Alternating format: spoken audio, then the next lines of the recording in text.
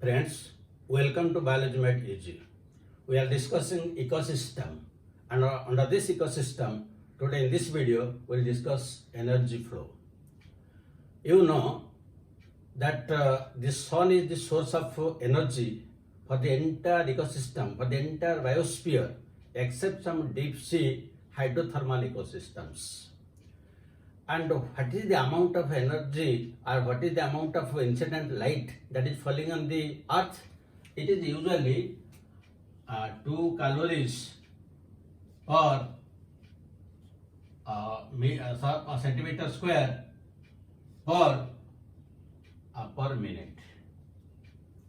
2 calories per square centimeter per minute. This is known as solar constant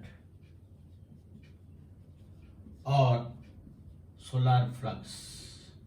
This is always constant, and whatever light is coming, how it is distributed, let us discuss. The incident light, this incident light, 50% of it, 50% of it is used as photosynthetic active radiation, about 50%.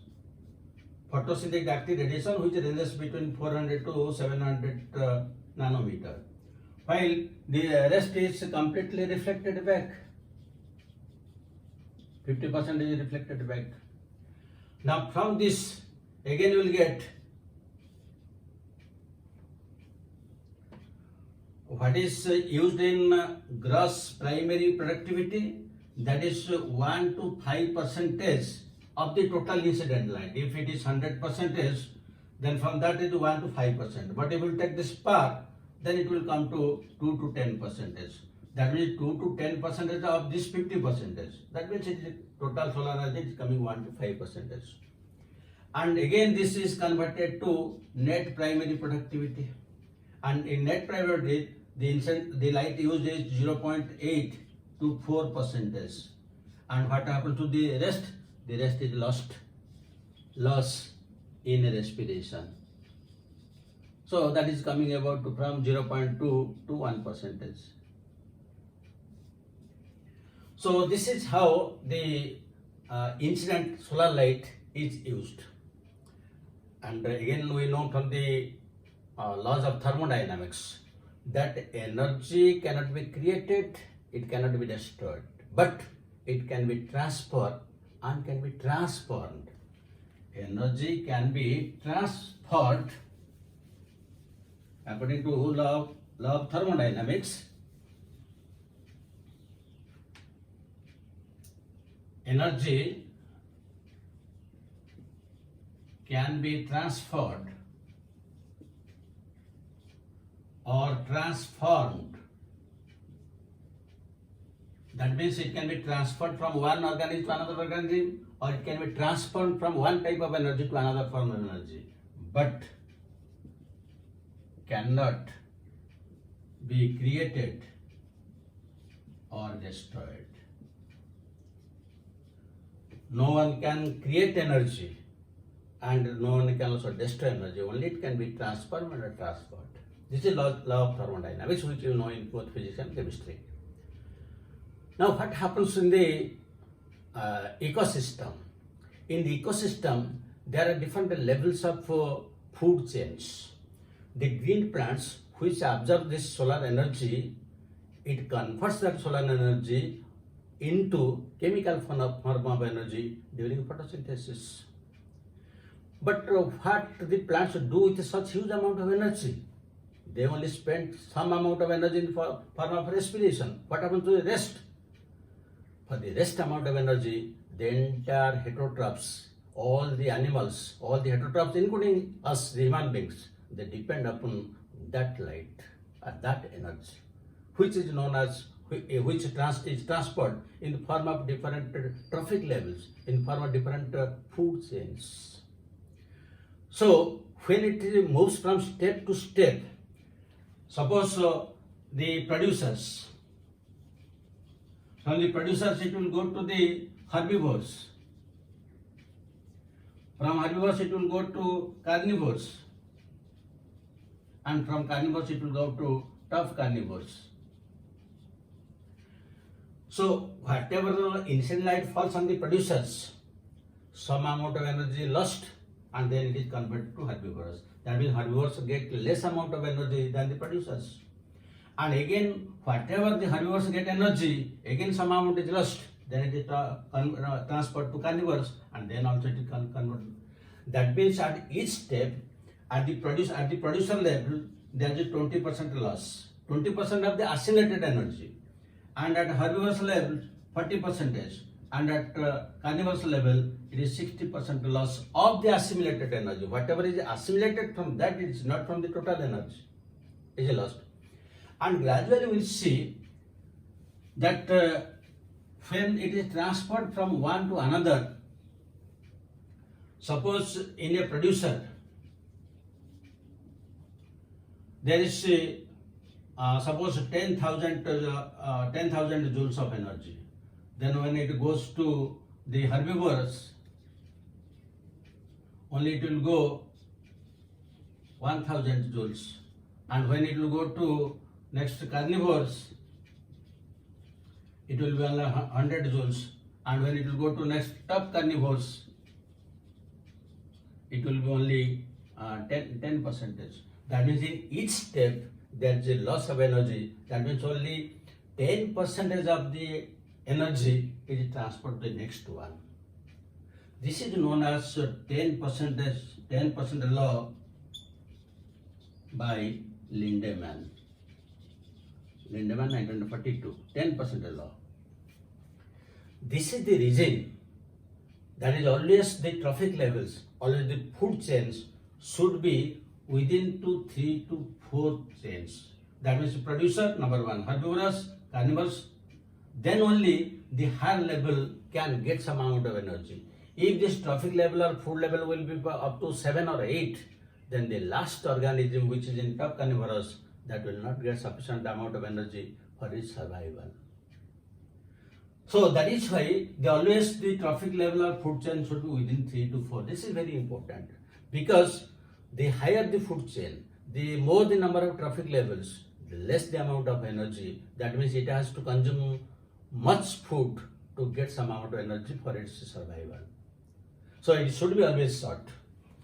Then again, in this category, the decomposers have no role because decomposers can be placed at any place. They can decompose the producer, they can decompose the herbivores, they can decompose the carnivores, and they can decompose the top carnivores. So they don't have any place in the food chain because they can be used at any level. Now this, when there is loss of 10% energy at each level, one scientist E.P. Odom, he put forth one model that is known as Y model. E.P. Odom, the Y model of energy flow. Y model. So according to this Y model, what happens? Suppose this is the sun and the sunlight is falling. Then this is reflected. And now the 50% of energy will be used by producers by photosynthesis. Then from producers, it will go to herbivores. And from herbivores, it will go to carnivores. Now the producers, they also lose some amount of energy through respiration as well as metabolism. Similarly, the herbivores, they also lost energy in the form of respiration and in the form of metabolism. The carnivores also, they lose energy in respiration and also in metabolism. Then you see, this is the place of decomposers.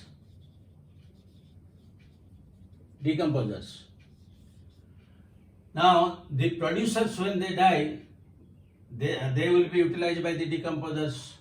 The herbivores also will be utilized decomposers, and the carnivores also decomposers. So you see, this is a Y-shaped model. So whatever energy is trapped by the producers, only 10% will move to herbivores, then again 10% to carnivores, then again 10% to the top carnivores.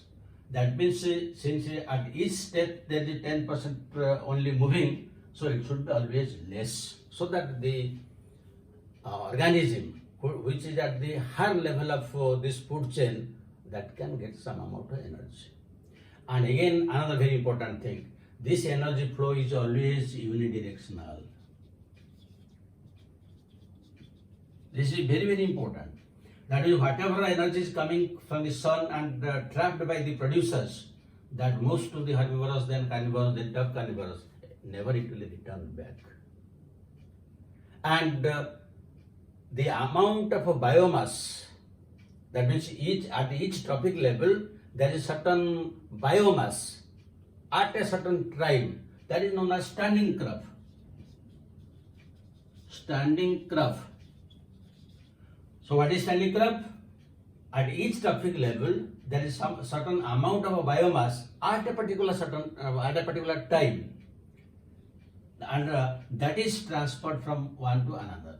This is standing crop, and it can be measured either by means of fresh weight or dry weight, but a dry weight is more preferable because it's some amount of water is there. So these are the different, this is the Y-shaped model of energy flow given by E.P. Odom, and this the trophic levels on the food chain should be always certain.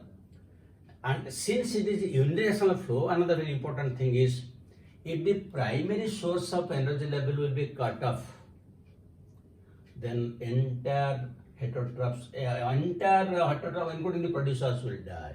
Suppose the sun will stop providing energy, then entire living organisms will die. Suppose there will be no plants, then automatically there will be no heterotrophs, because its movement is always unidirectional. So this is known as energy flow in the ecosystem. It is always unidirectional, and since there is a 10% energy moves, so the trophic levels and the food chain should be always certain. And the decomposers, they do not have any place here, because they can utilize all of them. So this is in brief what is the energy flow in the ecosystem. Now let us discuss questions.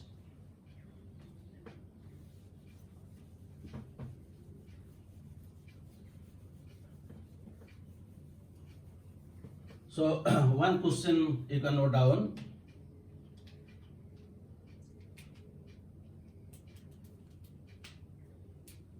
Number one question: why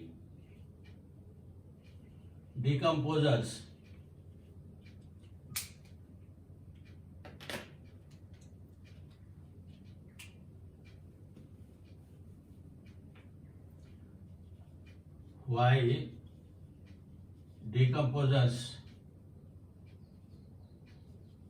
have no place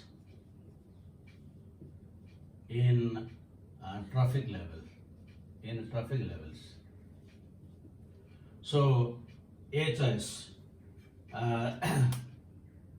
they do not require solar energy. They do not require solar energy. B choice, they produce their own energy. C, they can operate at any level. And D choice, none of the above. So after going through the video, you will be able to answer it. Then the second question: if the energy level of a producer is joules. 6 zeros with 1. That means it is coming to 1 million joules. Then what will be the energy at T5? T5 means at trophic level 5. HS 10, BHS 100, CHS 1000, DHS 10,000. So these questions are very easy, you can answer, but they are easy but important from examination point of view. So thank you very much for watching it. Again we will meet in the next video.